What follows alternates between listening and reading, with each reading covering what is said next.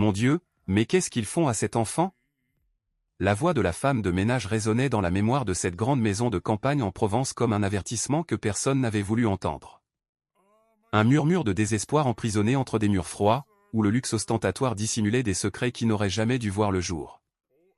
Là, au cœur d'une famille qui semblait parfaite sur le papier glacé des magazines, grandissait silencieusement une histoire qui allait bouleverser le pays, faire tomber les masques coûteux et révéler ce qui se produit lorsque la cupidité l'emporte sur l'amour. Ce que personne ne savait en cette matinée tranquille, c'est que les jours à venir transformeraient une simple employée invisible en protagoniste d'un scandale qui déchirerait le voile du mensonge devant tous, et que ce bébé, traité comme un objet, était sur le point d'être sauvé par quelqu'un que le monde s'obstinait à ignorer jusqu'à présent. Avant de poursuivre ce récit, répondez-moi à une question. D'où nous regardez-vous en ce moment et quelle heure est-il dans votre ville? J'adore voir jusqu'où ces histoires voyagent, savoir qui est de l'autre côté, vivant cet instant avec moi, ressentant chaque détail et chaque révélation de cette narration pleine de secrets. Alors, préparez votre cœur, car ce que vous allez entendre aujourd'hui n'est pas une simple affaire. C'est le genre d'histoire qui nous remue, qui nous fait tout remettre en question, qui montre comment, parfois, ceux qui semblent invisibles sont ceux qui possèdent le courage qui manque aux autres. La propriété de Stéphane semblait toujours vivante de l'extérieur, entourée de jardins parfaitement entretenus où les cigales chantaient sous le soleil provençal, et de caméras de surveillance qui clignotaient comme des yeux attentifs.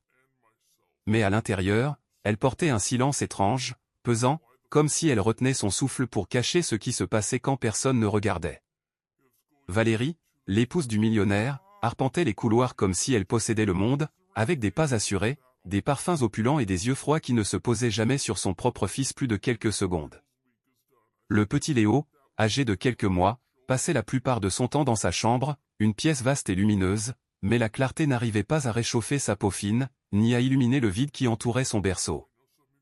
Les employés de maison échangeaient des regards silencieux, percevant que quelque chose n'allait pas, mais aucune n'avait le courage de dire un mot, car dans cette demeure, tout était contrôlé, même la peur.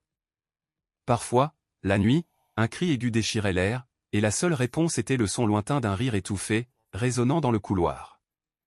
Lorsque Stéphane partit pour une négociation internationale qui devait durer des mois, croyant que son foyer resterait sous des soins parfaits, le rythme de la maison changea radicalement. Sans son mari à proximité, Valérie laissait tomber le masque de la mère attentionnée pour révéler la femme impitoyable que peu de gens connaissaient. « Je ne vais pas perdre mon temps avec ces pleurnicheries », murmurait-elle en passant devant le berceau, sans même jeter un regard à Léo, comme s'il n'était qu'un détail gênant de la décoration.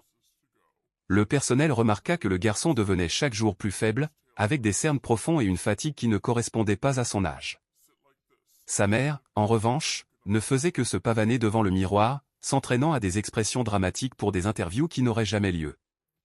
C'était comme si l'enfant n'existait que pour soutenir une image qu'elle ne se souciait plus de maintenir, et toute la propriété absorbait cette indifférence comme un poison silencieux. C'est durant cette période que Manon, la jeune femme de ménage à l'uniforme bleu, recommença à noter des détails que toute autre personne ignorerait.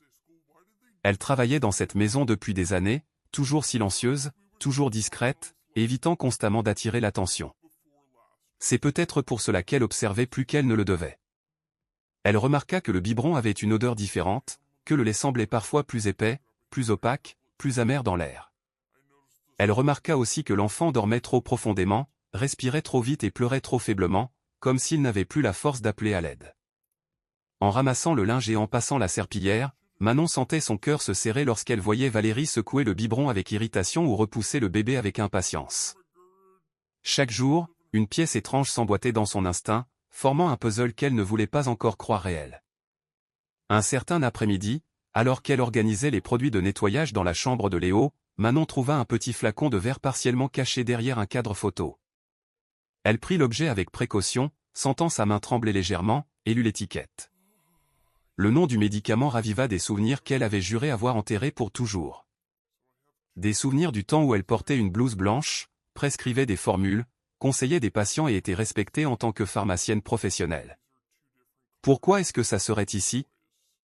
murmura-t-elle, regardant le bébé allongé dont la respiration était faible. Le flacon, la texture du lait, le comportement de la mère. Tout commençait à pointer vers quelque chose de terrible. Manon tenta de chasser cette pensée, mais elle revenait avec force. Ce n'était pas de la négligence, pas de l'ignorance, c'était une action délibérée. Et si c'était vrai, le danger venait de la personne qui aurait dû le moins causer de mal. L'esprit en ébullition, Manon se mit à observer chaque mouvement de sa patronne sans en avoir l'air.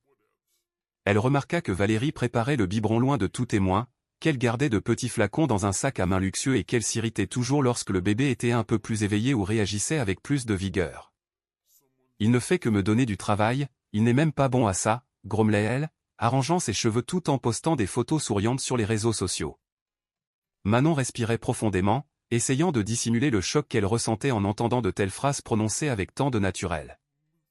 Chaque jour, Léo paraissait plus fragile, plus dépendant, plus éteint, comme une flamme qu'on étouffe.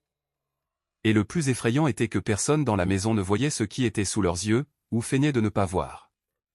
Lorsque le bébé commença à refuser le biberon plus fréquemment, tournant la tête et pleurant d'un son presque rauque, Manon comprit que la situation avait atteint un point critique.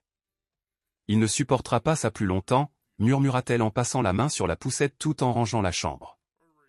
Ce soir-là, alors qu'elle nettoyait la cuisine, elle entendit des pas précipités et reconnut le son familier de sa patronne descendant l'escalier avec une irritation manifeste. Quelques secondes plus tard, la femme entra dans la chambre du bébé et verrouilla la porte. Le silence qui suivit fit s'arrêter Manon au milieu de son mouvement, le chiffon suspendu dans les airs. Il y avait quelque chose de différent ce soir-là, une sorte de précipitation, une anxiété sombre qui faisait accélérer son cœur sans raison apparente. Et c'est cette sensation qui la poussa à monter lentement les escaliers, marchant à pas de loup, sans savoir exactement ce qu'elle allait trouver. En s'approchant de la porte, Manon entendit un faible pleur interrompu par un léger déclic, comme le son d'un bouchon de flacon qu'on ouvre. Elle colla son oreille contre le bois et ferma les yeux, sentant sa respiration se bloquer dans sa poitrine. La voix de Valérie s'éleva, étouffée, chargée d'un ton bien trop doux pour être réel. « Voilà, mon petit. Juste un peu plus et tout sera parfait pour maman. » La phrase, dite avec une fausse suavité, glaça le corps de Manon, qui recula de quelques pas. Elle sentit qu'à cet instant, la vérité se révélait enfin, douloureuse, terrible et impossible à ignorer. Elle savait qu'à partir de cette seconde, rien de tout cela ne pourrait continuer en silence. Et le plus effrayant était de réaliser que la mère n'avait aucune idée que quelqu'un venait de découvrir le secret qu'elle cachait si bien. Et c'était précisément cela qui rendait la situation sur le point d'exploser. Le lendemain matin, après les murmures derrière la porte, la propriété semblait identique de l'extérieur, mais Manon sentait que quelque chose dans l'air avait changé, comme si les murs avaient absorbé le secret de la nuit précédente. Valérie descendit les escaliers vêtue d'une robe rouge intense, marchant avec l'assurance de quelqu'un qui croit avoir le contrôle absolu de tout ce qui l'entoure. Elle passa près de la poussette de Léo sans même un regard, murmurant « Ne me réveille plus en pleine nuit », tout en ajustant ses coûteuses boucles d'oreilles. Manon, qui arrangeait le tapis du salon, observa discrètement le bébé, encore plus pâle, respirant avec difficulté et cherchant des forces qu'il n'aurait pas dû avoir à trouver si tôt. Le soleil traversait les hautes fenêtres et illuminait la scène comme s'il tentait d'exposer une vérité cachée, mais personne dans cette maison ne semblait disposé à voir. Les employés se déplaçaient en silence, évitant de se croiser du regard, comme si elles pressentaient que quelque chose de grave mûrissait lentement, prêt à éclater au mauvais moment. En passant l'aspirateur dans le couloir de l'étage supérieur, Manon remarqua que sa patronne entrait dans la chambre de Léo, toujours à des heures différentes, comme si elle tentait d'empêcher toute routine qui pourrait être remarquée. Elle portait un petit sac, trop lourd pour ne contenir que du maquillage, et ne laissait jamais la porte complètement ouverte lorsqu'elle s'approchait du berceau. À chaque aller-retour, les pleurs du bébé changeaient d'intensité, parfois faibles et étouffés, parfois plus aigus, mais toujours trop brefs pour que quiconque arrive avant que le silence ne revienne. « C'est drôle comme tu ne pleures qu'avec moi », dit la femme une fois, d'un ton qui semblait plus irrité qu'inquiet. Manon, poussant lentement l'aspirateur, tentait de garder un visage neutre, mais sentait son estomac se nouer à chaque fois que cette voix froide résonnait dans le couloir. Rien n'était encore assez clair pour une accusation, mais chaque détail soulevait davantage de soupçons, comme de petites pièces éparpillées d'un sombre puzzle attendant d'être assemblées. Un après-midi particulièrement silencieux, Léa, la nounou, s'assit sur le bord du lit et berça le bébé dans ses bras avec des mouvements lents et prudents. Manon entra avec un panier de linge et remarqua que les yeux de la jeune femme étaient rouges, comme si elle avait pleuré pendant des heures.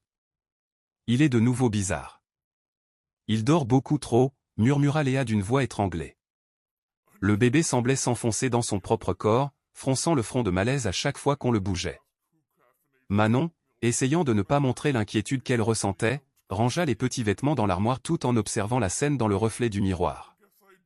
Valérie n'était pas apparue depuis près de 40 minutes, un temps suffisant pour faire n'importe quelle préparation en cachette. Au loin, le son de rire provenant du salon créait un contraste troublant. La femme qui aurait dû protéger l'enfant s'amusait avec des amis, tandis que son fils semblait lutter contre quelque chose de bien plus grand que la fatigue. Pourtant, Manon savait que ce n'était pas le moment d'agir, passant quelque chose de solide. Dans les jours qui suivirent, de petits comportements commencèrent à détonner. Comme des fissures discrètes, la patronne se mit à observer la femme de ménage plus fréquemment, comme si elle tentait de mesurer chacune de ses respirations. « Vous vous intéressez beaucoup à ce bébé, vous ne trouvez pas ?» dit-elle un jour, sans quitter son téléphone des yeux. Manon répondit simplement « Je fais mon travail, madame. » La phrase ne plut manifestement pas, et la femme s'approcha lentement d'elle, avec un sourire qui n'atteignait pas ses yeux. « C'est bien que vous continuiez ainsi », une phrase qui sonnait plus comme une menace qu'une instruction. À partir de cet instant, la patronne se mit à circuler dans les mêmes pièces où se trouvait Manon, même sans raison. Parfois, elle surgissait soudainement dans le couloir. D'autres fois, elle restait plantée sur le seuil de la cuisine, observant sans ciller. C'était comme si elle essayait de découvrir si quelqu'un avait remarqué quelque chose qu'il ne fallait pas. Et sans le savoir, chaque surveillance renforçait encore plus ce que Manon avait besoin de comprendre. Pendant ce temps, Stéphane envoyait des messages enregistrés de loin, parlant de réunions, de dîners importants, d'investissements et de voyages. Dans chacun d'eux, il demandait comment allait son fils, et sa femme répondait toujours la même chose, il est faible. Je crois qu'il a hérité de ma santé délicate. Manon entendait ces audios de loin en lavant le sol du salon, et la froideur avec laquelle la femme mentait sans hésiter laissait un vide inconfortable dans sa poitrine. Léa commençait aussi à remarquer des contradictions. Parfois, le bébé allait mieux lorsque Valérie n'était pas là. D'autres fois, il semblait empirer juste après un moment intime entre mère et fils. Il y a quelque chose qui ne va pas, Manon. Je le sens, murmura Léa un soir, en arrangeant l'oreiller de l'enfant.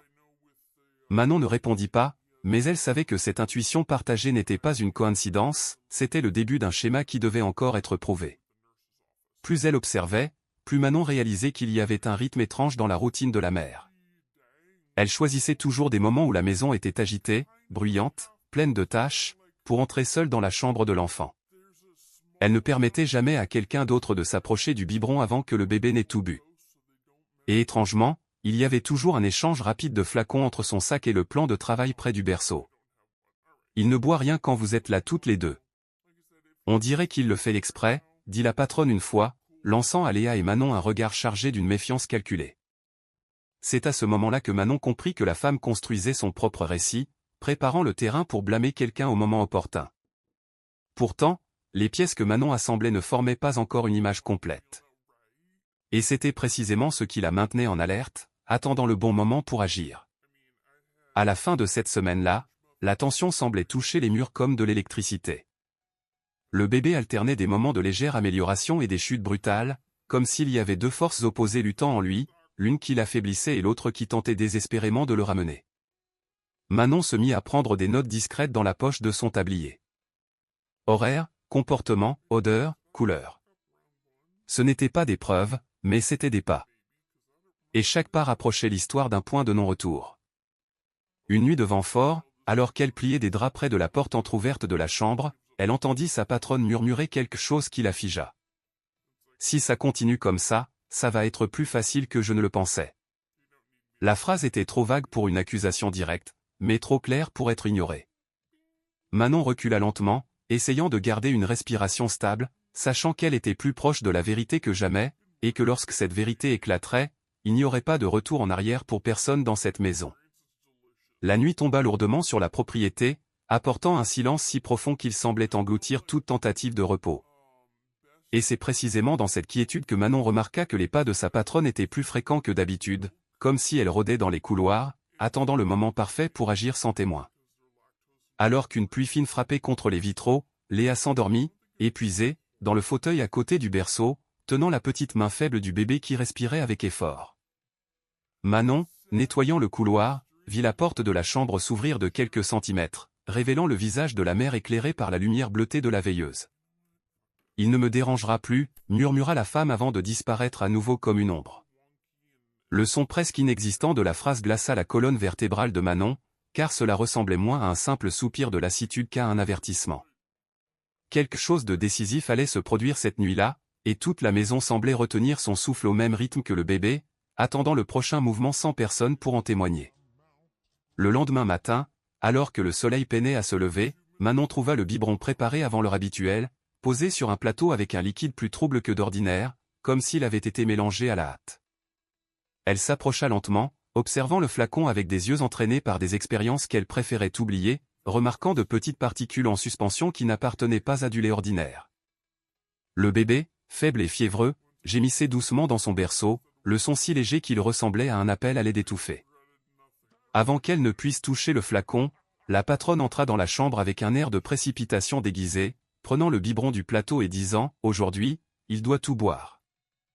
La façon dont elle tenait le flacon, le protégeant du regard des autres, en disait plus que ses paroles. Manon resta immobile mais attentive, sentant que cette matinée était un pas de plus vers quelque chose de bien plus grand, quelque chose qui ne pouvait pas encore être révélé, mais qui était sur le point de prendre forme. Léa, le regard fatigué, tenta de donner le biberon au bébé, mais il tourna la tête, repoussant la tétine avec le peu de force qui lui restait. « Il n'en veut pas, il n'en veut jamais », murmura la jeune femme, au bord des larmes. La mère leva les yeux au ciel avec impatience, s'approchant rapidement et prenant le bébé dans ses bras. « Si, il va le boire », dit-elle, serrant le petit contre sa poitrine avec une force inutile. Manon observa de loin, caché derrière la porte entr'ouverte, et vit le bébé tousser, s'étouffer et pleurer d'un son faible, comme s'il implorait un soulagement. L'atmosphère devint si lourde que la respiration de chacun semblait ralentir, comme si la maison elle-même essayait de comprendre jusqu'où cette femme irait. Manon savait qu'elle ne pouvait pas encore intervenir. Chaque geste précipité signifierait être renvoyé, et le bébé resterait seul entre les mains de celle qui semblait désirer son déclin. C'était comme marcher sur une fine couche de verre, chaque pas pouvait tout briser avant le bon moment. À l'heure du déjeuner, alors que les employés organisaient la table et tentaient de maintenir la routine d'une maison de millionnaires, les pleurs du bébé résonnèrent de nouveau dans le couloir, cette fois plus faibles, plus traînants, comme un filet de voix sur le point de s'éteindre. La patronne ignora le son avec la tranquillité effrayante de quelqu'un qui perçoit la souffrance comme un bruit de fond. Manon, arrangeant les plats en argent sur la table, leva discrètement les yeux, comptant mentalement le temps écoulé depuis le dernier biberon. Quelque chose ne collait pas. Le bébé ne pleurait jamais aussi longtemps après avoir mangé. Sa faiblesse était toujours suivie de longues périodes de silence profond. Ce pleur différent, insistant, semblait appeler quelqu'un qui l'écouterait vraiment.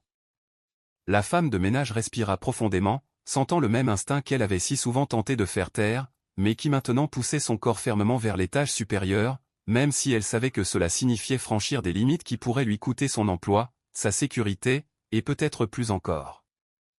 En arrivant dans la chambre, Manon trouva Léa désespérée, éventant le bébé avec des mouvements rapides et maladroits. « Il est chaud, très chaud », dit la jeune femme, la voix tremblante de peur. Le petit avait le visage rouge, les yeux mi-clos et respirait trop vite, comme si quelque chose brûlait de l'intérieur. Manon posa la main sur le front de l'enfant et sentit la chaleur anormale, bien au-dessus de ce qu'un corps si fragile devrait supporter. Le flacon récemment utilisé était encore à côté du berceau, avec quelques gouttes collées à la tétine et une odeur subtile qui dénonçait le même arôme métallique qu'elle avait senti l'autre jour. Avant qu'elle ne puisse analyser davantage, des pas résonnèrent dans le couloir et la patronne apparut à la porte, les sourcils haussés et un faux étonnement répété. « Qu'est-ce que vous lui avez fait ?» demanda-t-elle d'un ton plus accusateur qu'inquiet, préparant le terrain pour transformer n'importe quelle situation en faute d'autrui. Durant l'après-midi, l'état du bébé oscilla entre fièvre intense et somnolence dangereuse. Et même ainsi, la mère semblait plus préoccupée par l'organisation d'une petite réunion avec des amis dans le salon, où des rires forts contrastaient avec le désespoir silencieux de la chambre voisine. « On ne dirait même pas que c'est une mère », murmura Léa. Mais Manon se contenta de border le drap du bébé, évitant de regarder le visage de sa patronne qui passait devant la porte avec des coupes de champagne à la main. La propriété suivait sa routine paralysante, comme si la souffrance d'un enfant n'était qu'un détail de plus caché derrière des meubles coûteux. Manon sentait un nœud croissant dans sa gorge, un mélange dangereux d'impuissance et de colère contenue, mais elle savait qu'il n'était pas encore temps de confronter qui que ce soit. Ce dont elle avait besoin, c'était de plus de signes, de plus de schémas, de plus de certitudes, car sans eux, tout faux pas ferait perdre la vérité avant qu'elle ne soit révélée au bon moment.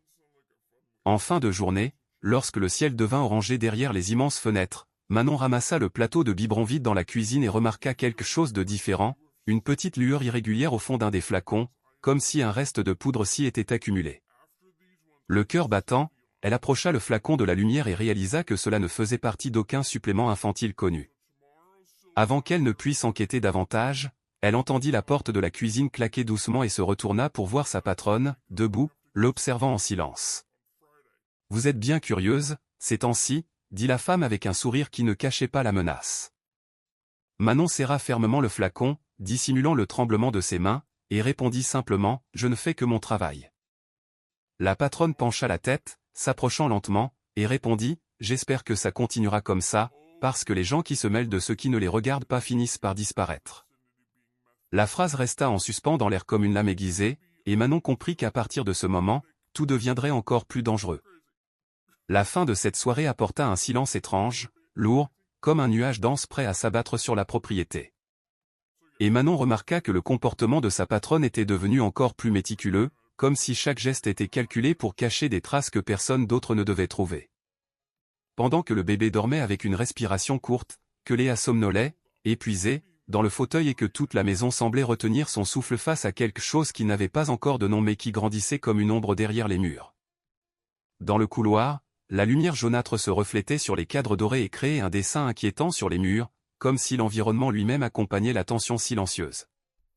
Manon, ramassant des serviettes sur le sol, entendit de nouveau le son du talon de sa patronne résonner lentement, marquant chaque pas avec une fermeté calculée. La femme entra dans la chambre du bébé, sans rien dire, saisit un flacon de médicaments et, d'une voix basse, murmura « plus que quelques jours ». Et ce murmure tomba comme un avertissement que quelque chose de plus dangereux approchait, même si personne n'était prêt à l'admettre. Le lendemain matin, la propriété semblait agitée, comme si une énergie différente circulait dans les couloirs, entraînant des regards méfiants d'un côté à l'autre. La patronne arpentait la maison avec un sourire trop tendu pour paraître naturel, arrangeant des fleurs et réprimandant les employés pour des détails insignifiants. « Ceci n'est pas un hôtel. Faites votre travail correctement, disait-elle en passant les doigts sur le dessus en marbre, sans vraiment se soucier de la propreté. Manon observait tout de loin, réalisant que la femme tentait de contrôler non seulement la routine, mais aussi les gens autour d'elle, comme si elle essayait d'empêcher toute information de fuiter. Lorsqu'elle monta dans la chambre de Léo pour changer la poubelle, elle trouva Léa assise sur le tapis, serrant doucement le petit dans ses bras. Il s'est réveillé si vite aujourd'hui. On aurait dit qu'il était effrayé, murmura la jeune femme. Le son léger, presque innocent, alluma une étincelle dans l'esprit de Manon. Le bébé réagissait mieux, mais c'est précisément pour cela qu'elle savait que sa patronne le remarquerait, et que cela entraînerait des conséquences imprévisibles. À l'heure du déjeuner, alors que les employés finalisaient les plats et que la maison s'emplissait d'odeurs raffinées, la patronne exigea que le bébé soit amené au salon pour rester près d'elle, même si cela n'avait jamais été demandé auparavant. L'environnement luxueux contrastait avec la fragilité de l'enfant, qui se recroquevillait dans sa poussette, respirant rapidement, comme s'il pressentait que ce n'était pas un endroit sûr. Sa mère l'observa quelques secondes avec un sourire rigide. Puis elle dit, le pauvre, encore si faible. Les mots portaient une satisfaction presque imperceptible, mais qui frappa durement la poitrine de Manon, qui tenait un plateau à proximité. Le bébé ferma les yeux, bougeant peu, tandis que sa patronne approchait le nouveau biberon qu'elle avait préparé personnellement. Léa tenta de s'approcher pour aider, mais la femme leva la main. « Je m'en occupe. » La tension était si palpable qu'elle semblait remplir l'air, écrasant toute tentative de réconfort. Et au fond, quelque chose d'invisible semblait se diriger vers une issue encore plus dangereuse. Plus tard, alors que la maison commençait à se préparer pour la nuit, Manon trouva dans le débarras une boîte contenant des flacons vides, identiques à ceux que sa patronne gardait dans la chambre. Certains étaient encore marqués de résidus minimes au fond, presque imperceptibles. Elle en prit un avec précaution, analysant le matériau à la faible lumière, et remarqua que tous avaient de petites taches cristallisées, comme des restes séchés de substances impropres à un usage infantile.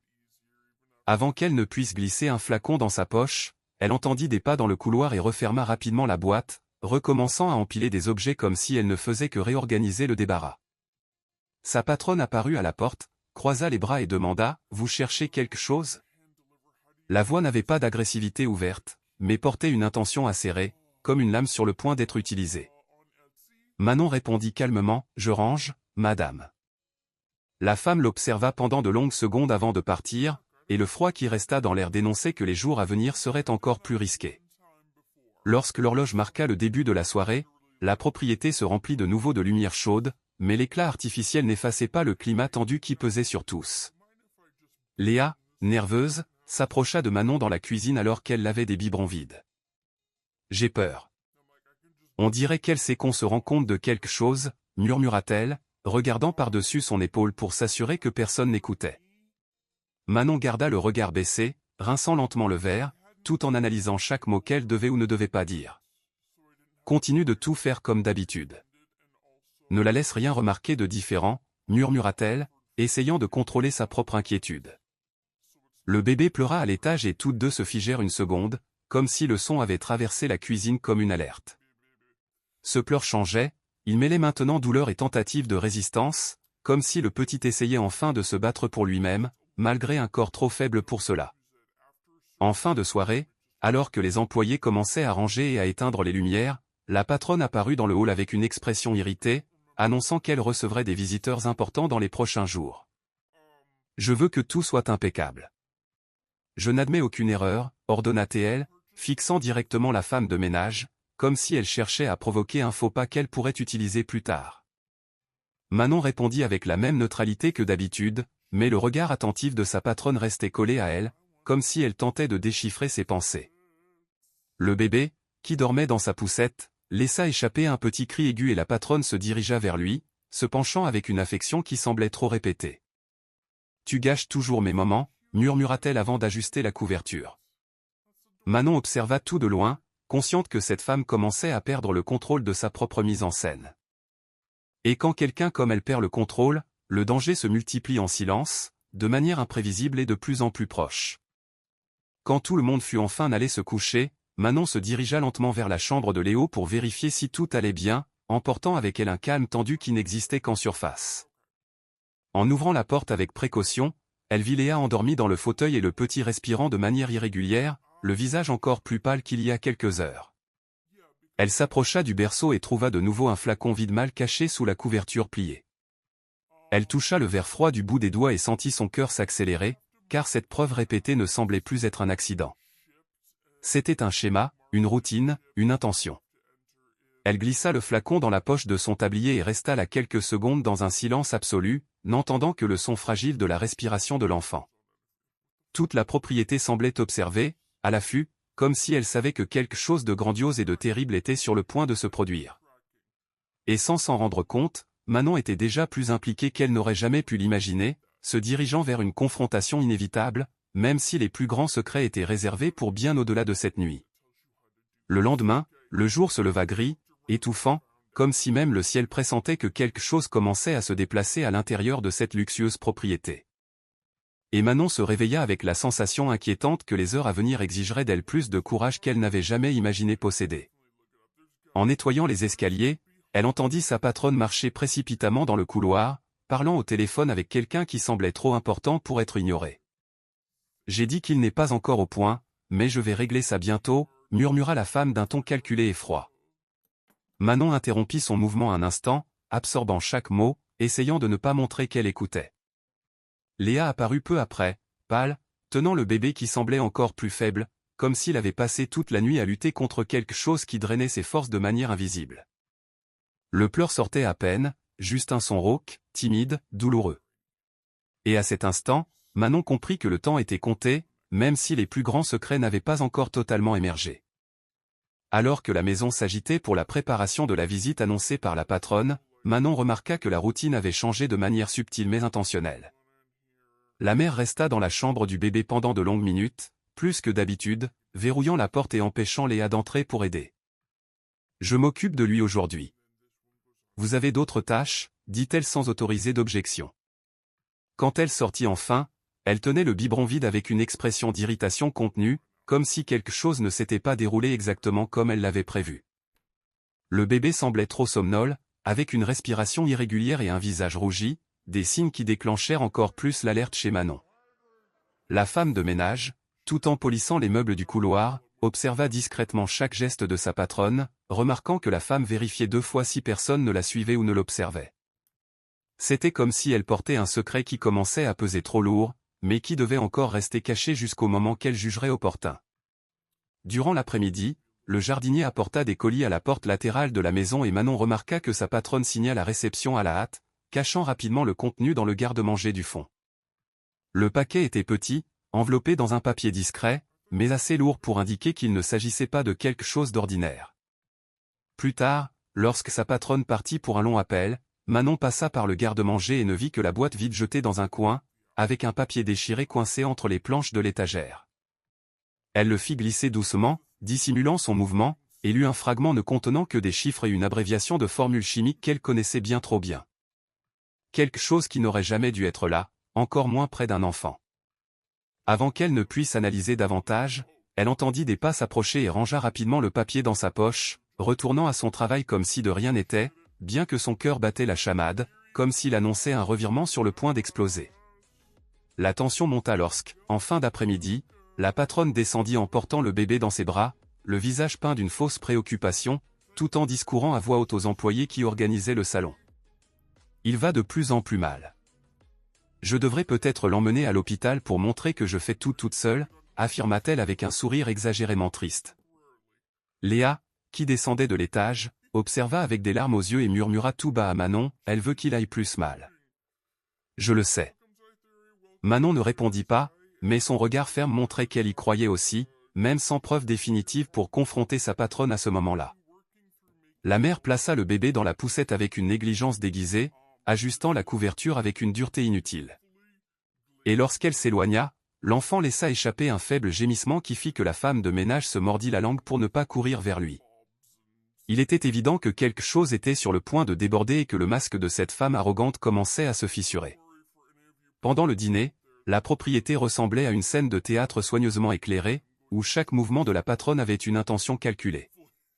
Elle se promenait dans le salon avec des coupes à la main, commentant des événements futurs et riant de situations qui n'avaient rien de drôle, tandis que le bébé restait éteint dans sa poussette à côté, comme s'il avait été délibérément oublié. Manon, de loin, observait tout en servant de l'eau aux invités, remarquant que certains d'entre eux échangeaient des regards discrets sur l'état de l'enfant, mais personne n'avait le courage de questionner directement. La patronne, percevant toute déviation d'attention, renforçait aussitôt son rôle de mère dévouée. « Ça a été si difficile de m'occuper de lui, mais je fais tout avec amour. » La phrase, dite sur un ton mélodramatique, contrastait avec la manière froide dont elle ajustait la couverture du bébé, sans même vérifier s'il respirait correctement. Manon sentait son propre corps se raidir face à cette farce, mais elle savait encore qu'elle devait attendre le bon moment pour agir. Plus tard, lorsque les invités furent partis et que la propriété commença à retrouver son silence naturel, Léa entra en pleurant dans la cuisine, tenant le bébé dans ses bras. « Il est tout mou, Manon. J'ai peur. » Le petit respirait rapidement, la peau plus pâle que jamais, comme si chaque seconde drainait le peu de force qui lui restait. Manon s'approcha lentement, touchant le front de l'enfant et sentant une chaleur fiévreuse qui était loin d'être normale.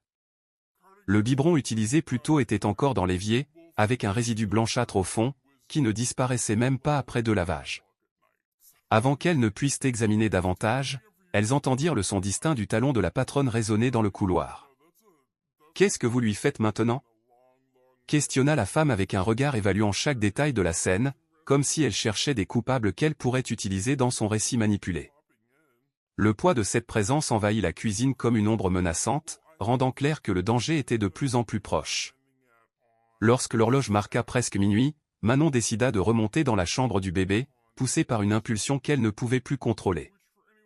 En ouvrant la porte avec précaution, elle trouva le flacon qui avait été utilisé par sa patronne plutôt jeté derrière le fauteuil, comme si quelqu'un avait tenté de le cacher à la hâte. Le verre était encore humide, avec des restes d'un liquide plus dense au fond. Elle le prit avec des mains tremblantes, sachant que cet objet était plus qu'un indice. C'était un fragment de la vérité qui tentait d'émerger. Elle recula de 2 pas, respira profondément et glissa le flacon dans la poche de son tablier. Le bébé, faible, laissa échapper un petit pleur qui semblait un appel à l'aide, et Manon lui passa la main sur le front avec une délicatesse silencieuse, se promettant qu'elle ne laisserait pas cela continuer. La maison était trop silencieuse, comme si elle attendait que la pièce suivante tombe. Et le plus effrayant était de savoir que les plus grands secrets étaient encore gardés pour la seconde moitié de cette histoire.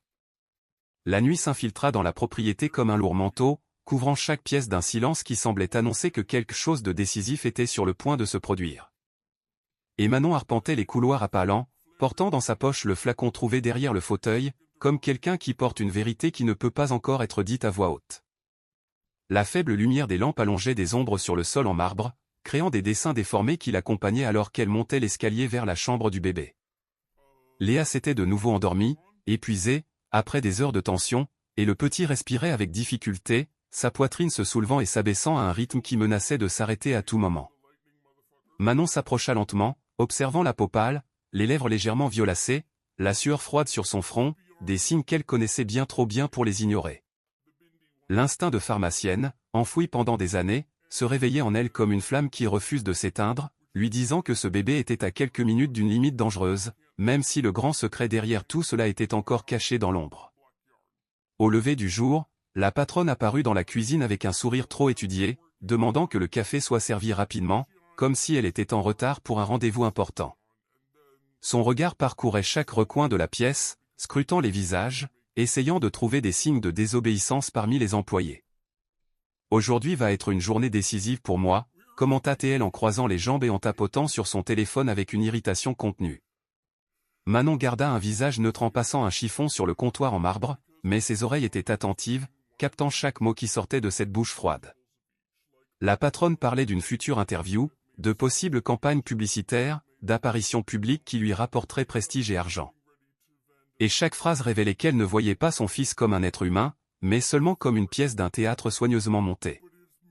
Le bébé, à ce moment-là, était à l'étage, trop faible pour réagir, et la tension qui montait en Manon menaçait de déborder si elle ne trouvait pas le bon moment pour agir.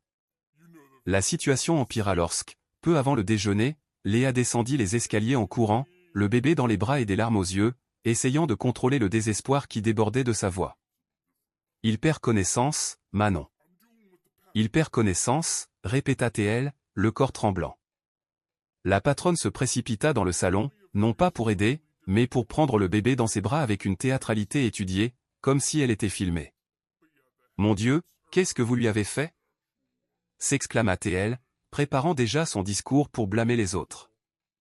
Manon observait tout de loin, contrôlant l'envie d'arracher l'enfant des bras de cette femme. Dans un coin de la pièce, le biberon récemment utilisé reposait sur la table avec un résidu blanchâtre au fond, plus dense, plus suspect que jamais. L'atmosphère devint si tendue que même les employés arrêtèrent ce qu'ils faisaient, observant la scène avec des yeux effrayés. Chaque seconde semblait pousser tout le monde vers un abîme dont personne ne connaissait encore la profondeur. Lorsque la patronne réalisa que le bébé ne réagissait pas, la mise en scène prit une autre tournure. Elle se mit à crier à l'aide, courant d'un côté à l'autre avec l'enfant dans ses bras, mais ne permettant à personne de s'approcher pour l'aider vraiment. Manon tenta de faire un pas en avant, disant calmement « Laissez-moi voir, madame, je peux aider. » Mais la femme recula immédiatement, plissant les yeux comme une bête traquée. « Vous en avez déjà assez fait. »« Ne touchez pas à mon fils » cria-t-elle, la voix brisée par la fausseté. Léa pleurait désespérément, demandant d'appeler une ambulance, mais sa patronne l'ignorait, piégée dans son propre théâtre cruel. Manon, réalisant que la situation atteignait un point critique, fit le tour de la table et saisit le téléphone fixe, composant le numéro d'urgence avec des mains contrôlées, même si elle savait qu'elle serait réprimandée pour cela. Le faible pleur du bébé, presque inexistant, résonnait comme une dernière tentative de survivre à quelque chose que personne n'osait plus nommer. L'ambulance se gara devant la porte quelques minutes plus tard, apportant avec elle une urgence qui contrastait avec l'attitude calculée de la patronne. Les ambulanciers entrèrent dans la propriété, examinèrent rapidement le bébé et, remarquant la respiration irrégulière et l'état général d'extrême abattement, demandèrent ce qu'il avait ingéré. La mère répondit rapidement, « Il est comme ça depuis des semaines. Je pense que c'est génétique. » Manon, gardant son calme, resta aux côtés de Léa, qui peinait à tenir debout tant elle était nerveuse.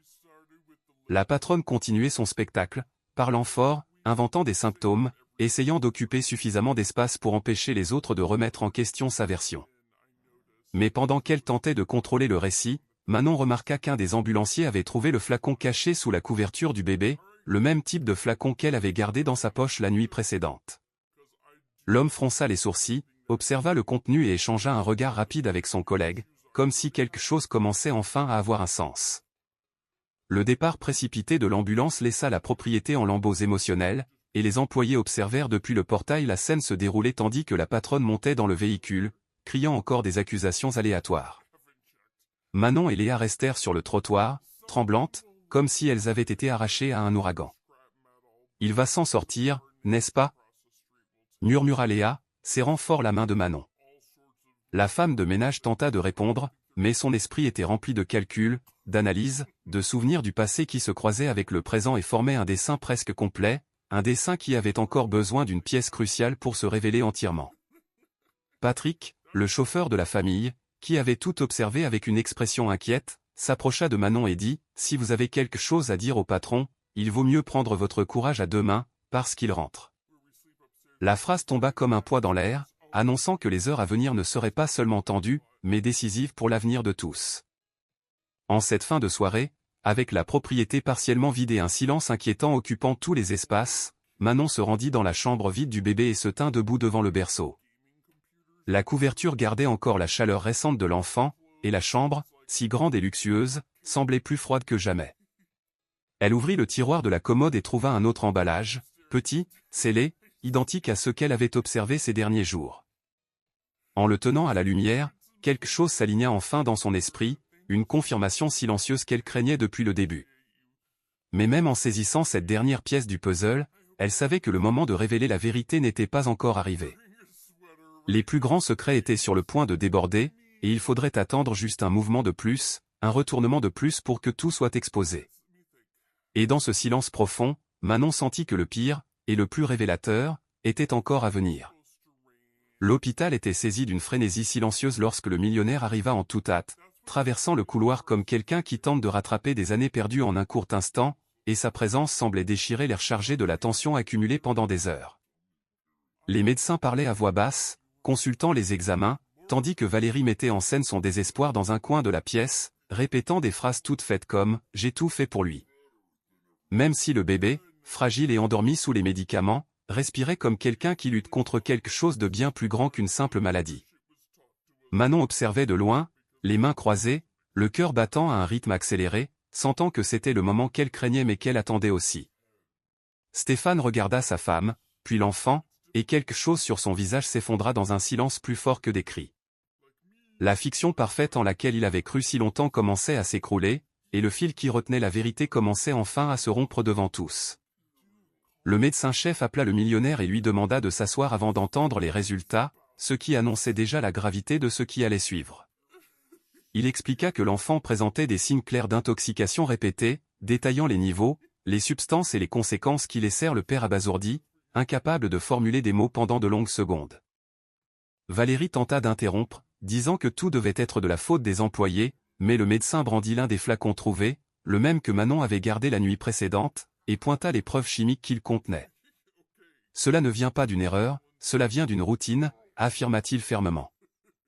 Manon resta immobile, observant le millionnaire fixer sa femme avec un regard qui mêlait incrédulité, colère et douleur profonde. « C'est vrai ?» demanda-t-il d'une voix basse et tremblante. La femme tenta de s'approcher, inventant des histoires improvisées, mais le poids de la réalité s'imposait enfin et ses mots tombaient au sol comme du verre brisé. Alors que la discussion prenait de l'ampleur, le chauffeur s'approcha de Manon et murmura « Montrez-lui maintenant. Il doit voir. » La femme de ménage prit une profonde inspiration et se dirigea vers le millionnaire, lui tendant le téléphone avec les preuves qu'elle avait secrètement rassemblées. Les photos des flacons, les horaires, les notes, les courtes vidéos des moments suspects. Tout était là, organisé par quelqu'un qui avait été réduite au silence pendant des années, mais qui trouvait maintenant le courage qui manquait. Le millionnaire fit glisser son doigt sur l'écran et à chaque image, les muscles de son visage se contractaient davantage, révélant la douleur d'un homme qui découvrait non seulement la trahison, mais aussi le risque réel de perdre son propre fils. Lorsqu'il leva les yeux, il fixa sa femme avec une froideur inédite et dit « Tu as failli tuer notre fils. » Et pourquoi ? La question résonna dans le couloir comme une sentence, et son silence à elle, finalement sans masque, en disait plus que n'importe quelle justification. Valérie recula de quelques pas, réalisant que le récit soigneusement construit se défaisait devant elle, et son visage se tordit entre nervosité, colère et perte de contrôle. Elle tenta d'accuser à nouveau Manon, disant que la femme de ménage était jalouse de la famille, qu'elle avait tout manigancé, qu'elle voulait détruire sa vie, mais cette fois, personne ne la crut. Léa, la voix tremblante, confirma les détails dont elle avait été témoin. Le médecin renforça que les examens ne mentaient pas. Patrick expliqua qu'il avait observé des comportements étranges depuis des semaines. Et le millionnaire, les larmes contenues, répétait seulement « Je t'ai fait confiance ». Sans issue, l'épouse s'enfuit dans le couloir, mais fut suivie par des agents de sécurité, appelés par l'hôpital, alors que l'affaire commençait à prendre des proportions juridiques qui échappaient à son contrôle. La farce parfaite s'effondrait de toutes parts, et la propriété qui semblait autrefois intouchable commençait à s'écrouler au cœur de la ville. Avec la mère maîtrisée et le bébé enfin stabilisé, le millionnaire demanda un moment seul avec Manon. La femme de ménage, encore incertaine, s'approcha lentement, craignant d'être blâmée pour quelque chose. Mais l'homme se contenta de prendre son téléphone avec précaution et dit « Vous avez sauvé mon fils ». La phrase simple et ferme tomba sur Manon comme un poids et un soulagement à la fois. Pendant des années, elle avait été traitée comme coupable pour quelque chose qu'elle n'avait pas fait, portant une étiquette injuste qui avait détruit sa carrière. Maintenant, là, devant ce père anéanti, elle recevait enfin une reconnaissance qu'elle n'aurait jamais imaginé entendre. Le millionnaire lui demanda de tout raconter depuis le début, et Manon expliqua chaque détail avec une clarté tranquille, sans exagération, rapportant simplement des faits qui avaient été ignorés si longtemps. Chaque mot qu'elle prononçait cousait la vérité qui était auparavant fragmentée. Et le père écoutait comme quelqu'un qui essaie de rattraper le temps perdu avec son propre fils. La nouvelle se répandit rapidement et en quelques heures, des journalistes encerclaient l'hôpital. Des caméras tentaient de capter le moindre mouvement et l'histoire commençait à prendre forme sur les réseaux sociaux. Mais contrairement à ce que Valérie avait prévu, elle n'était pas dépeinte comme la mère éplorée, mais comme la suspecte d'un crime qui choquait le pays. Quant à Manon, la discrète femme de ménage qui avait toujours travaillé en silence, elle apparaissait dans les récits comme la femme qui avait perçu les signes avant tout le monde et qui avait agi quand personne d'autre n'avait eu le courage. Léa, émue, serra Manon dans ses bras et dit « Je savais que tu réussirais à l'aider ». Les autorités appelèrent le millionnaire pour une déposition, et il tint à mentionner devant tous que la femme de ménage était responsable d'avoir sauvé la vie de l'enfant. La vérité commençait enfin à être racontée, et la propriété qui cachait autrefois des secrets était maintenant le théâtre de gros titres qui exposait au grand jour ce qui avait été enfoui. Quelques jours plus tard, avec sa femme écartée par décision de justice et le bébé reprenant enfin des forces, le millionnaire prit une décision qui allait changer à jamais le destin de Manon. Il s'approcha d'elle dans la salle silencieuse de l'hôpital, où elle pliait du linge avec le même soin que toujours, et dit « Je vous veux près de lui et près de moi. Je vous fais plus confiance qu'à quiconque ayant jamais travaillé chez moi. » Il lui tendit alors une lettre officielle, la réintégrant comme gouvernante de la propriété, avec un salaire élevé et une autonomie totale, mentionnant également qu'il l'aiderait à récupérer ce qu'elle avait perdu par le passé. Manon prit le papier avec des mains tremblantes, sentant que, pour la première fois depuis des années, sa vie se reconstruisait sur des vérités et non sur des injustices. Le bébé, maintenant plus fort, tendit sa petite main vers elle. Un geste simple qui clôtura l'histoire avec une promesse silencieuse de nouveau départ. Et même avec tout ce qui avait été révélé, le plus grand retournement de situation de cette propriété restait l'ascension inattendue de la femme que tout le monde jugeait trop ordinaire pour être une héroïne. Et maintenant que vous êtes arrivé jusqu'ici, dites-moi à quel moment de cette histoire votre cœur s'est le plus emballé. Parce que des histoires comme celle-ci nous rappellent une chose importante. Le héros n'est pas toujours celui qui a l'argent, le titre ou la renommée. Parfois, le héros est celui qui nettoie le sol, que personne ne voit, qui porte un lourd passé mais qui choisit tout de même de sauver des vies quand le monde entier détourne le regard. Si cette histoire vous a touché, si elle vous a fait ressentir de la colère, de l'espoir, du soulagement ou de la révolte, n'oubliez pas de laisser un like, car cela aide énormément. Commentez ci-dessous ce que vous auriez fait à la place de Manon et si vous avez déjà vécu une injustice que personne n'a crue. Et bien sûr, abonnez-vous à la chaîne et activez la cloche, car il y a une nouvelle histoire chaque jour. Des histoires qui inspirent, émeuvent et montrent que même dans l'endroit le plus sombre, quelqu'un peut surgir et tout changer. Merci d'avoir regardé et à la prochaine histoire qui vous touchera.